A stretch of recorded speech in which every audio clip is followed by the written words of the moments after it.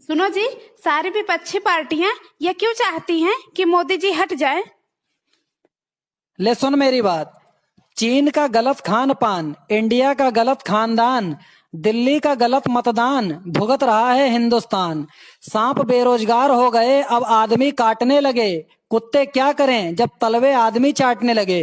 कहीं चांदी के चमचे हैं तो कहीं चमचों की चांदी है। झूठ की दुकान सजाए बैठे हैं, आपसी झगड़े भुलाए बैठे हैं। हटे मोदी तो फिर लूट खाएं देश को, सारे चोर यही उम्मीद लगाए बैठे हैं।